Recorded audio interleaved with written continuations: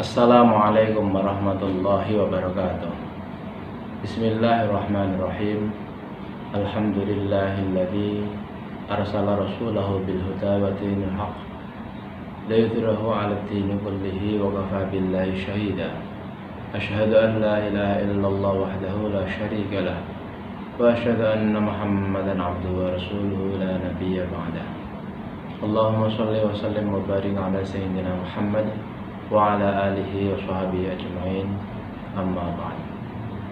Pemirsa yang dirahmati Allah Ta'ala, marilah kita senantiasa bersyukur kepada Allah atas semua nikmat yang diberikan kepada kita, khususnya nikmat iman, kesehatan, dan kesempatan, sehingga pada kali ini kita masih bisa menikmati indahnya bulan Ramadan.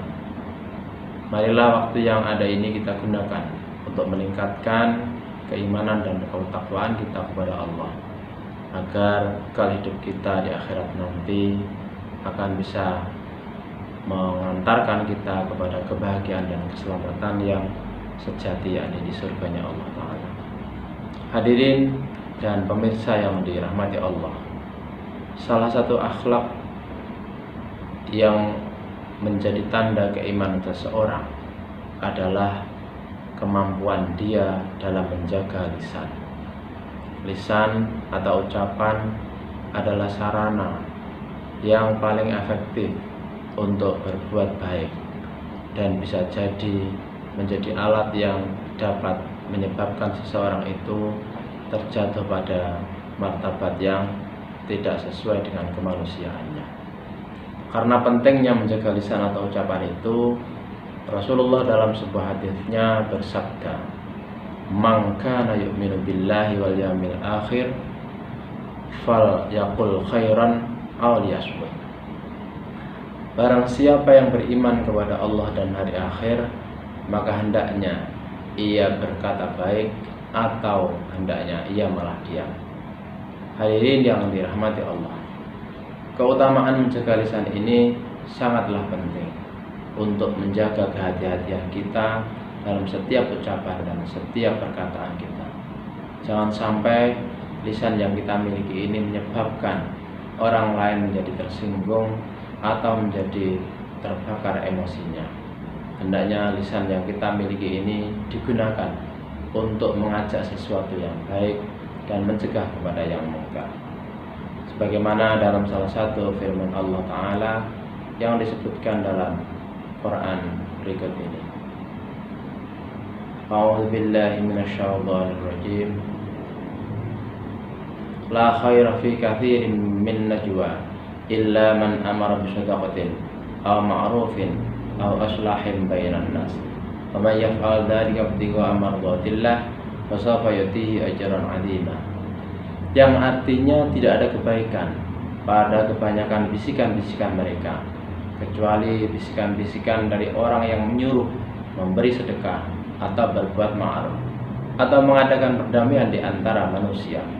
Dan barang siapa yang berbuat demikian karena mencari keridhaan Allah, maka kelak kami memberikan kepadanya pahala yang besar. An-Nisa 114.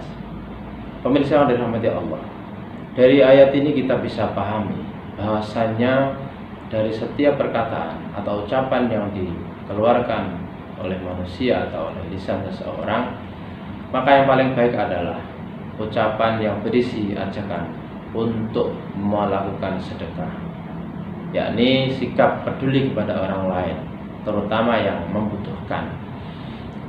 Kalau tidak berupa ajakan sedekah, maka bisa berupa ajakan untuk sesuatu yang baik, yakni berbuat ma'ruf, yakni melakukan kebaikan dan perbaikan pada diri sendiri, keluarga maupun masyarakat atau lingkungannya.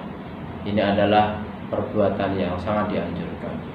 Atau kalau tidak seperti itu, maka opsi berikutnya adalah mengadakan perdamaian di antara manusia, yakni menciptakan kedamaian, menciptakan keharmonisan di antara masyarakat.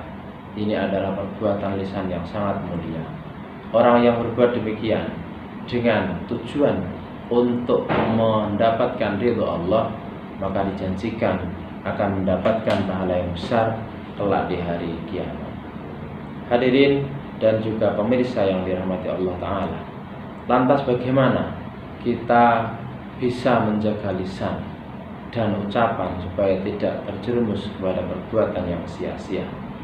Yang pertama adalah hindari percakapan atau pembicaraan yang tidak berguna, karena langkahnya akan sia-sia dan tidak akan memberikan hasil yang diharapkan. Ucapan yang sia-sia, yang tiada berguna, apalagi yang berisi kebohongan, ini perlu kita hindari, karena itu semuanya justru akan menimbulkan fitnah. Kemudian yang kedua adalah jangan membicarakan hal-hal yang penting yang bukan pada tempatnya. Jadi kalau berbicara itu, lihatlah situasi dan kondisinya. Jangan asal bicara tanpa memperhatikan waktu dan situasinya. Yang ketiga adalah janganlah bersikap terlalu baik dan terlalu santun kepada orang lain. Justru dengan demikian kita akan mudah diremehkan oleh orang lain. Hendaklah kita bersikap secara wajar. Dan yang keempat adalah belajarlah untuk menghormati dan memahami perkataan orang lain apabila perkataan dan kesan kita ingin diterima oleh mereka. Ada timbal balik yang terjadi di antara kita. Kemudian yang kelima, bekerjalah terus menerus supaya terpola dan tertanam dalam diri kita sikap optimisme dengan mendapatkan balasan kebaikan di masa yang akan datang. Hadirin dan pemirsa yang dirahmati Allah, bagi kita yang saat ini sedang berpuasa, menjaga lisan adalah sangat penting supaya puasa kita tidak sia-sia. Puasa lahir yang kita kerjakan dengan cara tidak makan, tidak minum, dan tidak melakukan hal yang membatalkan puasa perlu disertai dengan puasa lisan, dengan cara tidak berkata bohong, tidak berkata yang mengadu domba dan menebar fitnah. Di era yang modern ini, bukan hanya lisan yang perlu dijaga dari sesuatu yang bohong, tetapi juga jari-jari tangan kita adalah hal yang perlu kita jaga dari postingan yang tidak benar. Betapa banyak orang itu terjerumus pada pertengkaran atau pertentangan antara individu atau antar komunitas gara-gara postingan yang tidak benar dan bernada provokatif.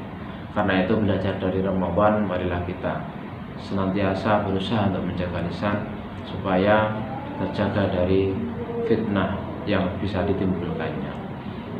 Demikian yang bisa saya sampaikan, semoga ada manfaatnya. Ada salah kurang mohon maaf. Selamat menunaikan ibadah puasa. Wassalamualaikum warahmatullahi wabarakatuh.